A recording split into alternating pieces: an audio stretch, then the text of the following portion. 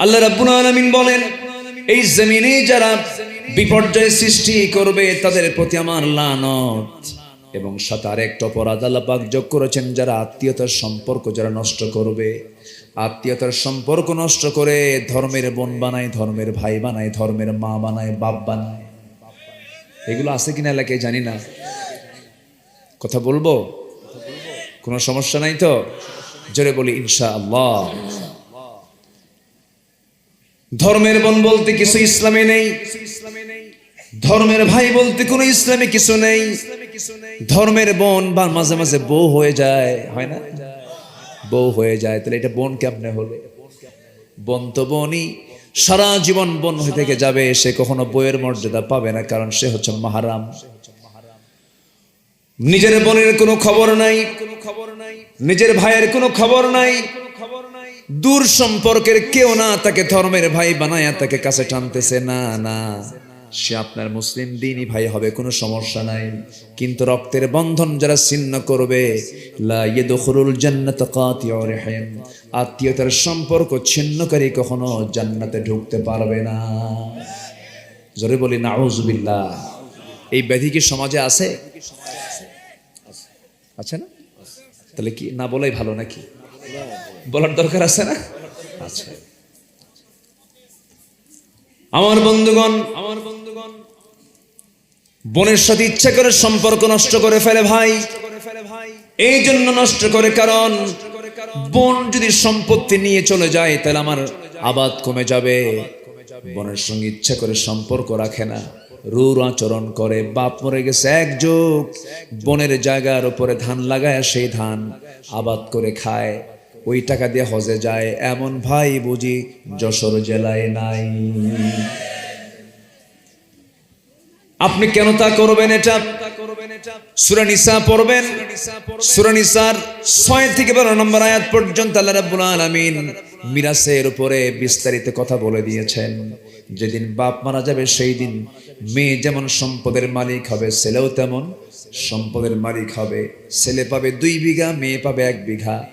এটা নির্দিষ্ট করে দিয়েছেন তিনি আমারকে, লিযযাকারি মিসলু হাযযিল উনসাইন, না লিযযাকারি মিসলু হাযযিল উনসাইন। ছেলে যা পাবে মেয়ে তার অর্ধেক পাবে।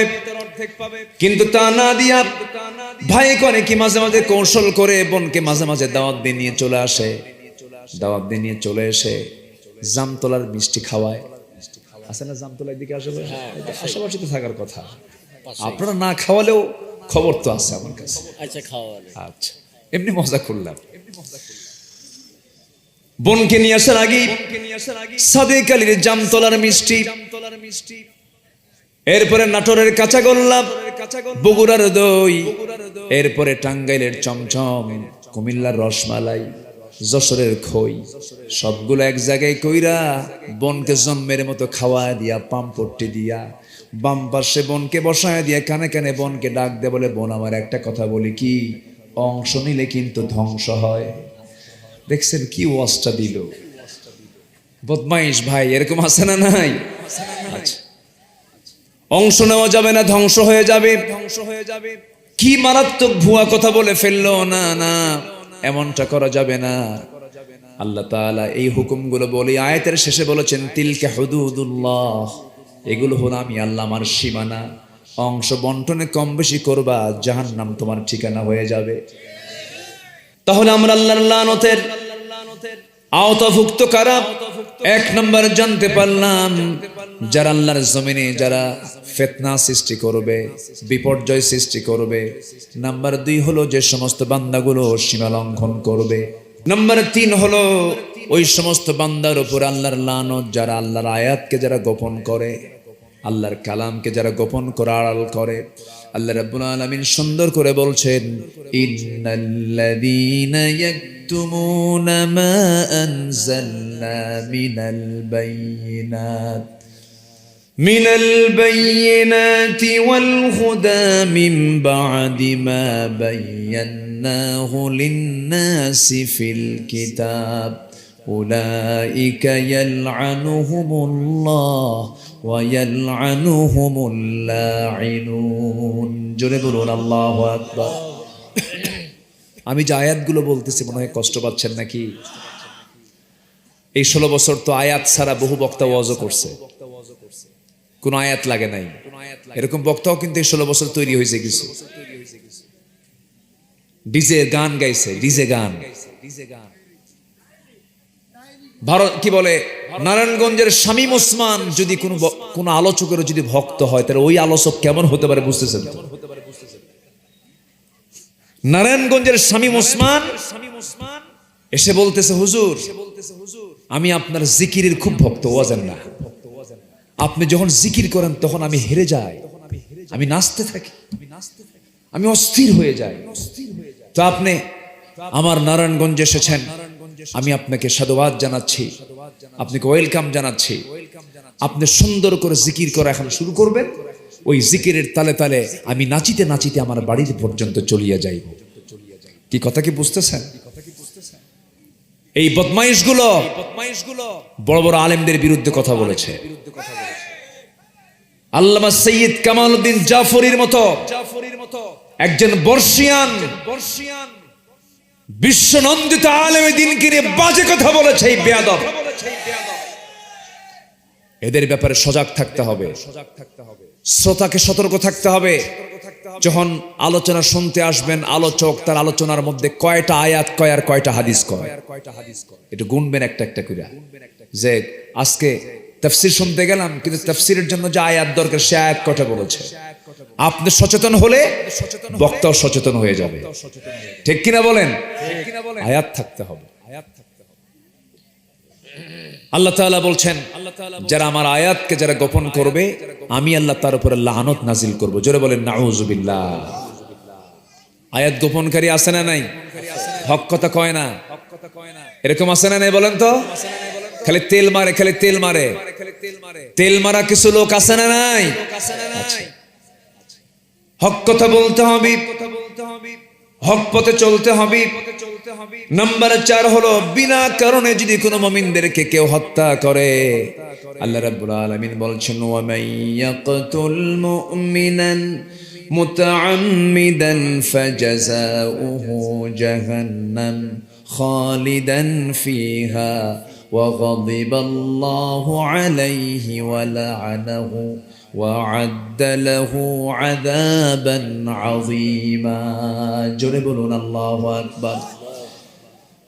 যদি কোনো বান্দা কোন ঈমানদারকে ইচ্ছাকৃতভাবে হত্যা করে ফেলে, তার ঠিকানা হয়ে যাবে জাহান্নাম।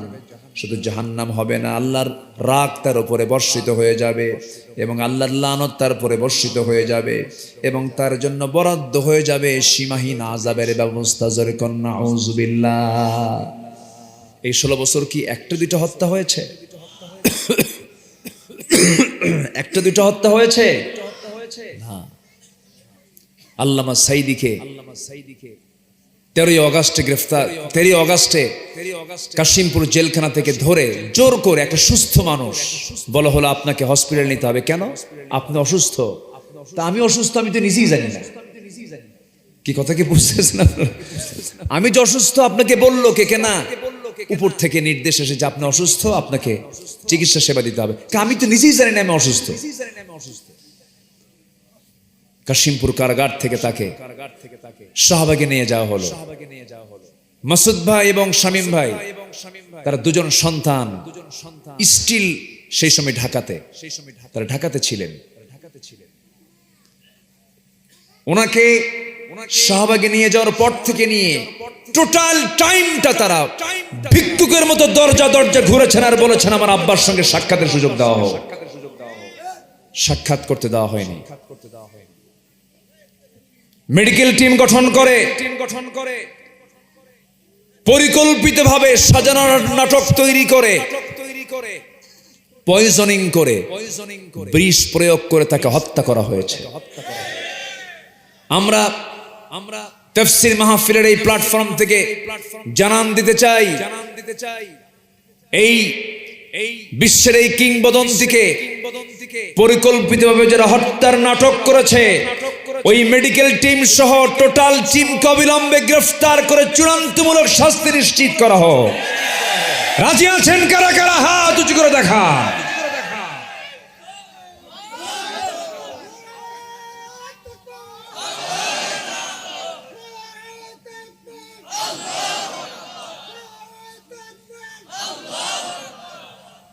আল্লাহ কবুল করুন, জোরে বলে আমিন।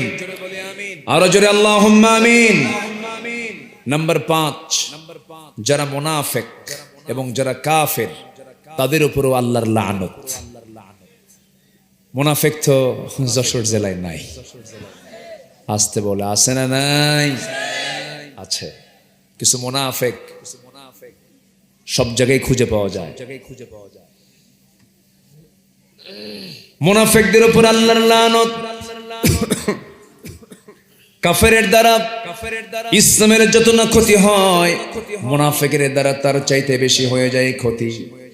এই জন্য মুনাফিকের ব্যাপারে আল্লাহ রাব্বুল আলামিন রাসূলকে স্পষ্ট জানান দিয়েছেন, ইয়া আইয়ুহান নাবিয়্যু জাহিদিল কুফফার জাহিদিল কুফফার ওয়াল মুনাফিকিনা ওয়াগলুয আলাইহিম ওয়া মাআওয়াহুম জাহান্নাম। হে নবী, আপনি কাফিরদের বিরুদ্ধে, মুনাফিকদের বিরুদ্ধে জিহাদের ঘোষণা করুন এবং বিশেষ করে আপনি মুনাফিকদের ব্যাপারে কঠোরতা অবলম্বন করবেন। ওয়াগলুয আলাইহিম ওয়া মাআওয়াহুম জাহান্নাম, তাদের ঠিকানা হবে জাহান্নাম। রাসূলকে বেশি কষ্ট দিয়েছে কাফের, মুশরিক, জালিম না মুনাফিকেরা? বলেন বলেন, কারা বেশি কষ্ট দিয়েছে? মুনাফিকেরা।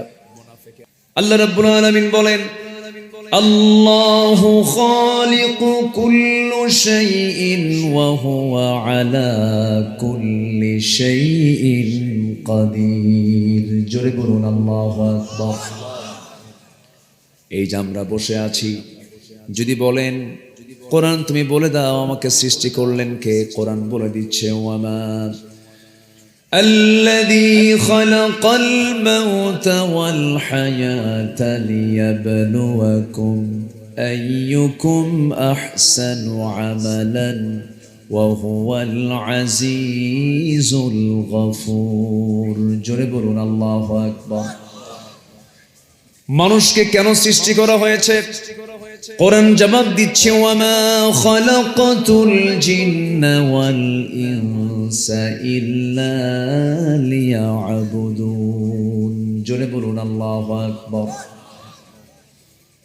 যদি আপনি বলেন কোরআন বলো তো, তোমার কিতাব কে ফলো করবে? তোমার কিতাব, তোমার এই কথাগুলো, তুমি যে কালাম হয়ে দুনিয়াতে এসেছো, তোমাকে শুনবে কারা? তোমার নসিহত গুলো কারা ফলো করবে?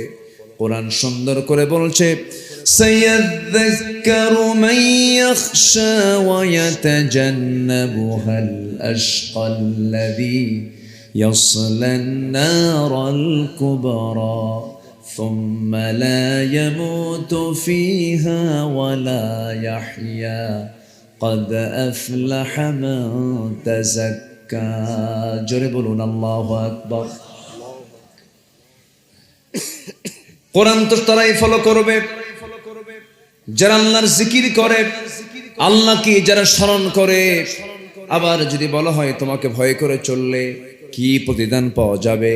কোরআন জবাব দিচ্ছে, লাকিনিল্লাযীনা ইত্তাকাউ রাব্বাহুম লাহুম জান্নাতু তাজরি মিন তাহতিহাল আনহারু খালিদিনা ফিহা নুজুলাম মিন ইনদিল্লাহ ওয়া মা ইনদাল্লাহি খায়রুল লিল আবরার।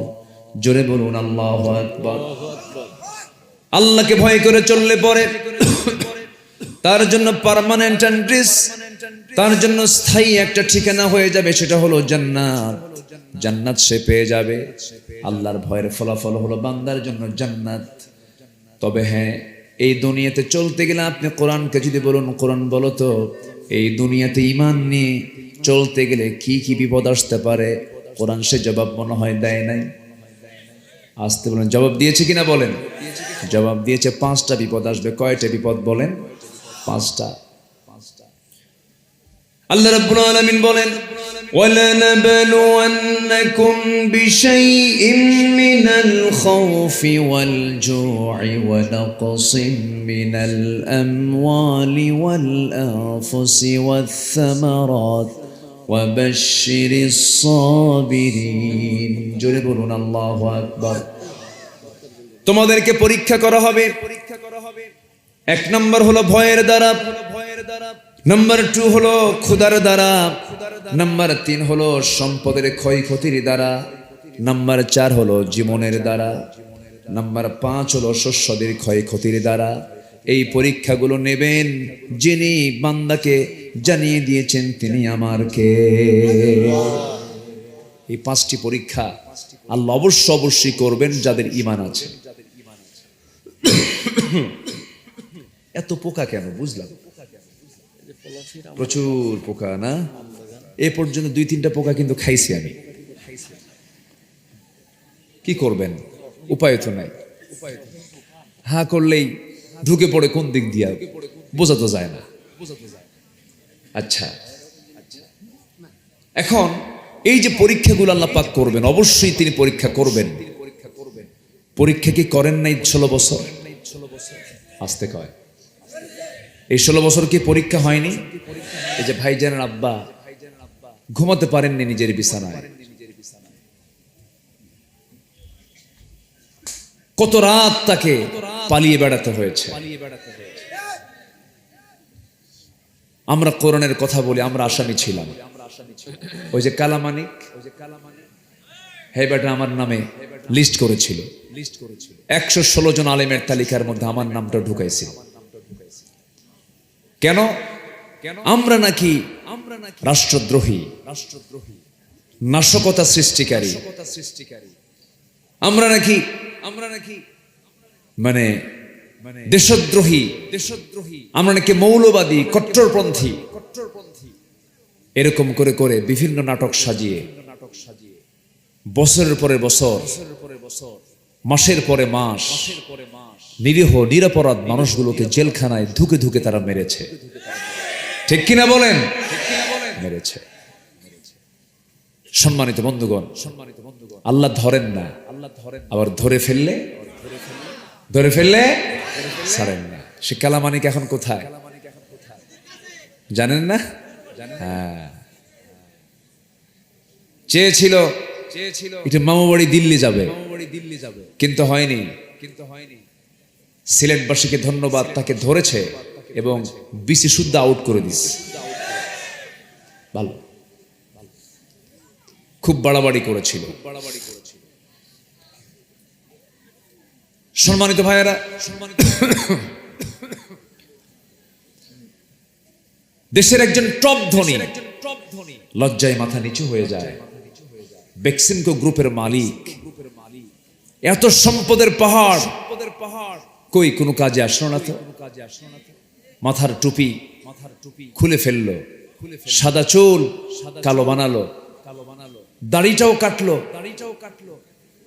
পরনের জামাটা চেঞ্জ করে গেঞ্জি পরলো, পাজামা খুলে লুঙ্গি বানালো, বাঁচার জন্য নৌকায় চললো। কিন্তু শেষেও কাজ হলো না। বন্ধু একখান নিয়ে পালাতে চেয়েছিল, সেই বন্ধুকে ধরে ফেলছে কোস্টগার্ড। বন্ধুকে ধরে নিয়ে যায়, বন্ধু আইন মন্ত্রী বলছে আমাকে একা নিয়ে যান কেন? আমি কি একা আসছি এখানে? দুজন আসছি, দুজন কি নিয়ে যান? কারেকজন কই? কই যে বসে আছে, কে চিনি না, তোটা মানে তরকারি বিক্রেতা। বোঝেন নাই? আল্লাহ কিরকম করে সব দেখায় দেন। কেউ চেনে নাই, বন্ধু আইন মন্ত্রী বলছে চিনতেছ না? না তো, দেখো ভালো করে দেখো, ওটাই দরবেশ।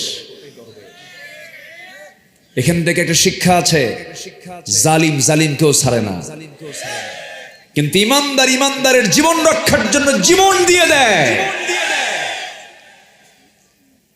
সম্মানিত ভাইয়েরা, শিক্ষা নিতে হবে, শিক্ষা নিতে হবে। যদি শিক্ষা না নেই বড় বিপদ হয়ে যাবে। ওরা শিক্ষা নেয়নি তো, ওরা ভেবেছিল আমাদেরকে ধরবে কে? ফেরাউনকে ধরেছেন কে? ফেরাউনকে ধরেছেন কে? নমরুদকে ধরেছেন কে? হামান সাদ্দাতকে যুগে যুগে ধরেছেন কে? সে আল্লাহ আছেন না নাই? আসতে বলবেন না, আছেন না নাই? সে আল্লাহই তাদেরকে ধরেছেন। তো ঈমান আনা মানেই হলো পরীক্ষার সম্মুখীন হওয়া, পরীক্ষা দিতে হবে। পরীক্ষায় পাশ করেছেন অনেকেই। একজন ভালো পরীক্ষার্থী ছিলেন আল্লামা সাইদ রাহিমাহুল্লাহ। তিনি তার পরীক্ষায় 5 নাম্বার তুলে ইতিমধ্যে দুনিয়া থেকে তিনি বিদায় নিয়েছেন।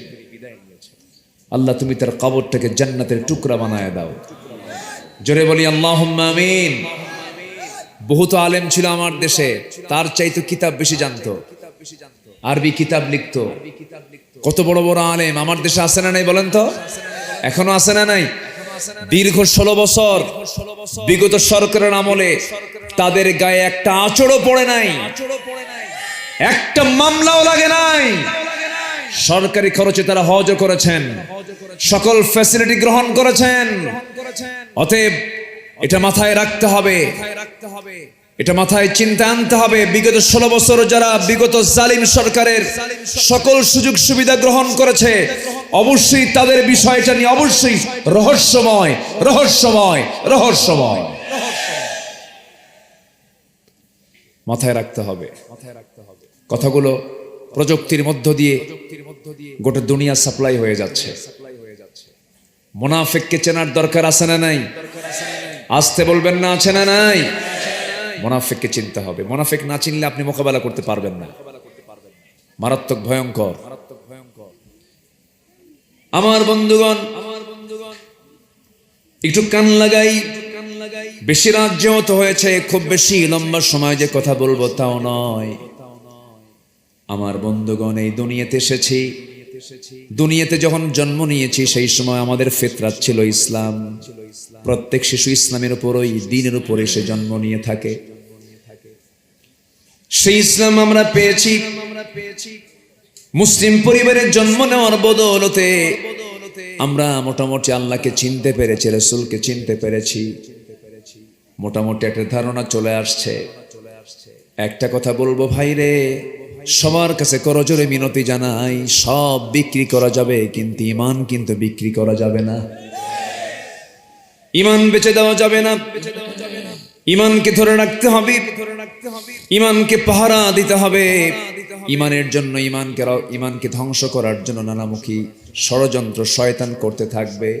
শয়তান তো এত ভয়ঙ্কর, শয়তান তো এত মারাত্মক। শয়তান বলতেছে সুম্মা লাআতিয়ান্নাহুম মিন বাইনি আইদিহিম ওয়া মিন খালফিহিম ওয়া আন আইমানিহিম ওয়া আন শামাইলিহিম ওয়া লা তাজিদু আকসারুহুম শাকিরিন। তোমার বান্দাদেরকে শয়তান কয়, আল্লাহকে বলছে তোমার বান্দাদেরকে আমি ডান থেকে, বাম থেকে, সামনে থেকে, পেছন থেকে পাকড়াও করে ফেলবো, পথভ্রষ্ট করে ফেলবো। আল্লাহ বলছেন পারবি না রে শয়তান। আমার বান্দাগুলো আমার কাছে আশ্রয় নিয়ে বলবে আউযু বিল্লাহি মিনাশ শাইতানির রাজিম। আশ্রয় চাই কার কাছে? আশ্রয় চাই কার কাছে? আল্লাহর কাছে। আমার বন্ধুগণ,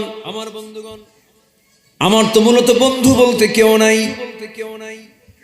আমরা দুনিয়ার জিন্দেগিতে যাকে দেখি বন্ধু, যাকে দেখি বাবা, যাকে দেখি মা, যাকে দেখি ভাই, যাকে দেখি বোন, যাকে দেখি প্রতিবেশী, যাকে দেখি সন্তান সন্ততি, স্ত্রী, পরিবার, পরিজন, যা কিছু দেখতেছি মূলত আমার কেউ আপন নয়।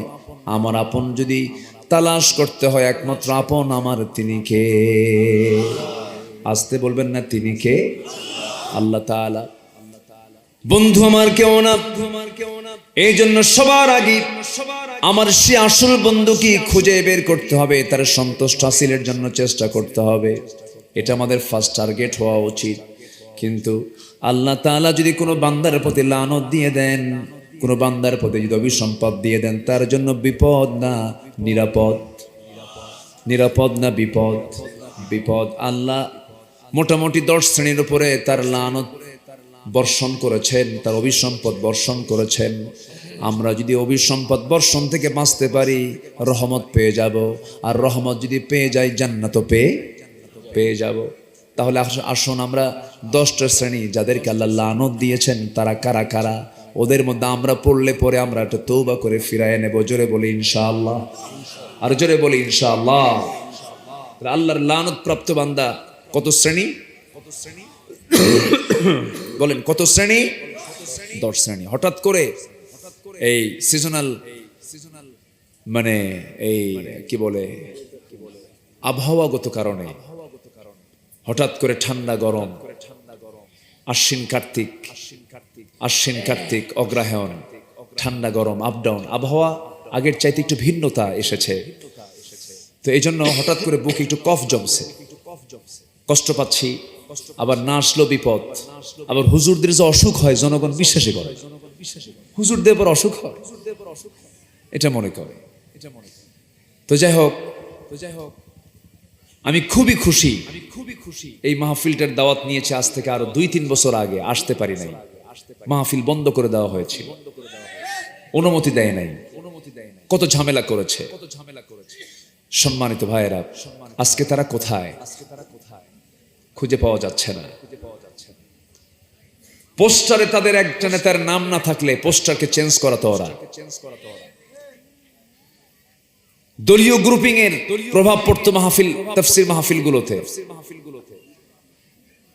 সম্মানিত ভাইয়েরা, কত যে জুলুম করেছে, কত যে অত্যাচার করেছে আমাদের উপরে। মঞ্চ উঠবো তার আগ দিয়ে এক ওয়াজ শোনায়, বলে হুজুর মাহফিল আসছেন, শুনছি আপনি নাকি কোন দল করেন। এটাকে বলতো, বলে হুজুর আপনি ওয়াজ করবেন আজকে আকাশের আর কবরের। দুনিয়াটা আমরা দেখে নেব, দুনিয়া দেখবে ওরা। আমাদের ডিপার্টমেন্ট হলো কবরস্থান আর হলো চতুর্থ আসমান, মাঝখানে ওরা। এত বড় নাটক তারা করেছে দীর্ঘ 16 বছর। সম্মানিত ভাইয়েরা, সম্মানিত বন্ধুগণ, জেগে ওঠার সময় হয়েছে এখন। প্রত্যেকটা গ্রামে গ্রামে তালাশ করতে হবে কারা বেনামাজি।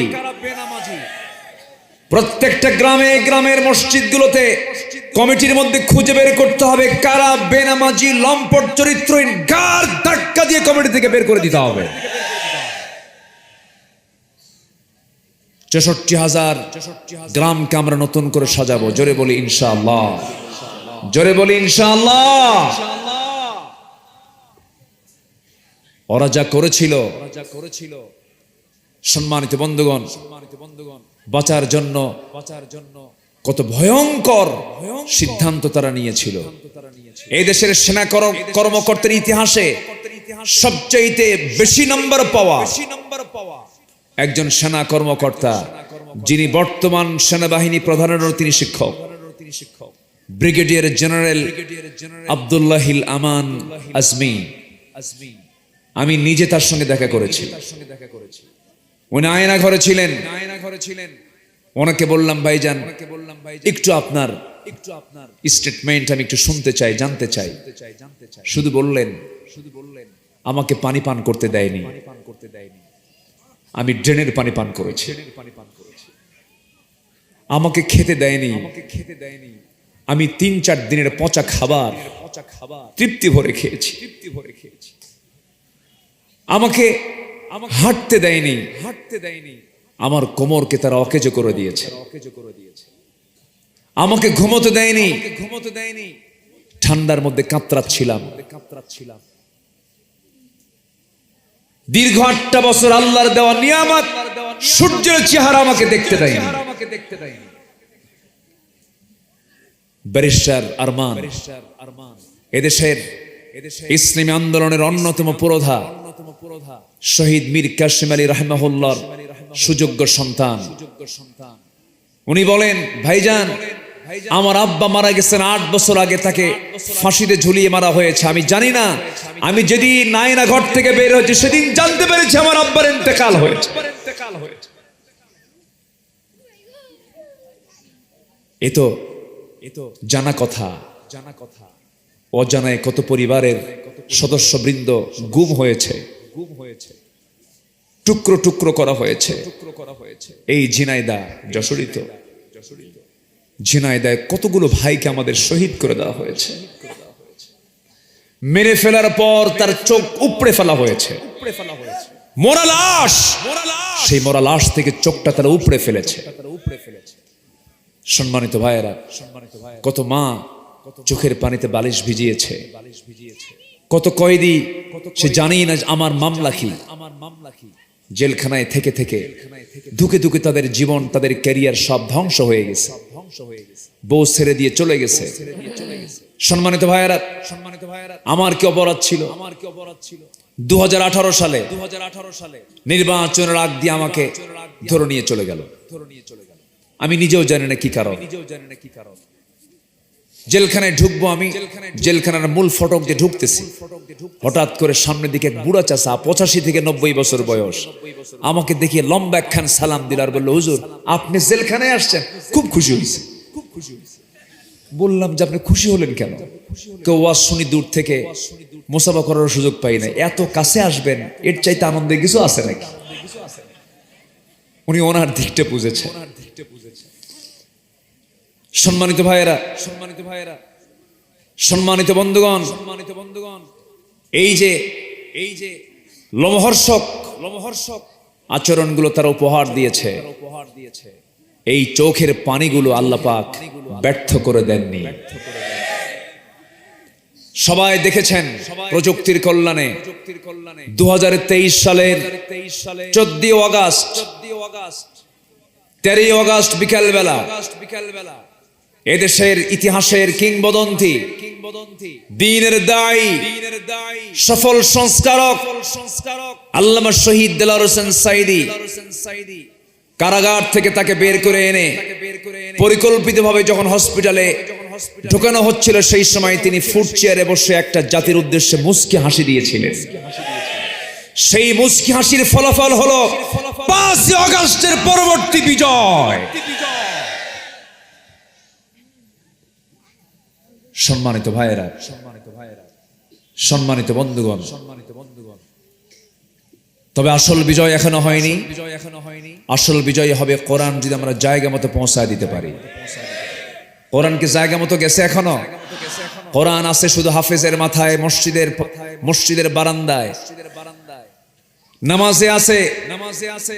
কোরআনটা আজকে হাফেজের মাথায় আছে, নামাজের তেলাওয়াতে আছে, হাফেজের তেলাওয়াতে আছে, কিন্তু নামাজকে শুধু কোরআন শুধু নামাজের মধ্যে থাকলে চলবে না, শুধু কাগজের পাতায় থাকলে চলবে না, সমাজের পাতায় পাতায়, প্রশাসনে, প্রত্যেকটি জায়গায় কোরআন দিয়ে সমাজ চলুক। সবাইকে চান না আপনারা?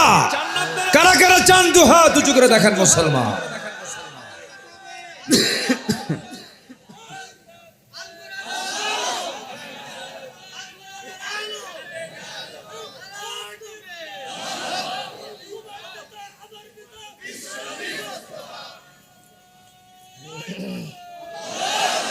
আল্লাহ কবুল করুন, জোরে বলি আমিন, আরো জোরে আমিন।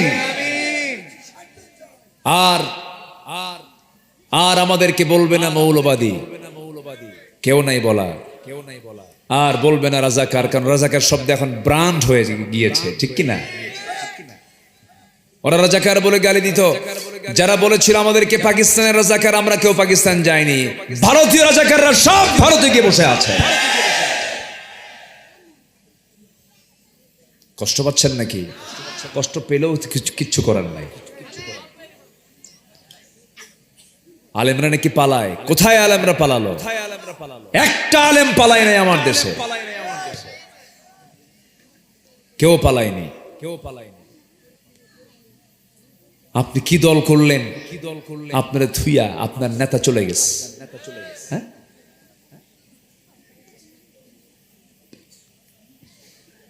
কয়েকদিন আগেও বলতেছে হাসিনা পালায় না, বলছে না। আস্তে কি বলছে কিনা বলেন, বলছে কিনা? মাত্র 45 মিনিট টাইম পেয়েছিল। দুপুরবেলা খাবারটাও জোটে নাই, রান্না বান্নাও কমপ্লিট, খাবারটাও খেতে পারেন নাই তিনি।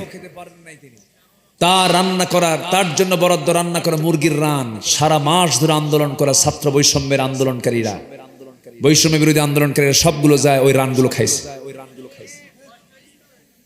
খুব কষ্ট করেছে তারা। সম্মানিত ভাইয়েরা, আসল বিজয় এখনো সামনে পড়ে আসে না নাই? বলেন, আসতে বলবেন না, আসে না?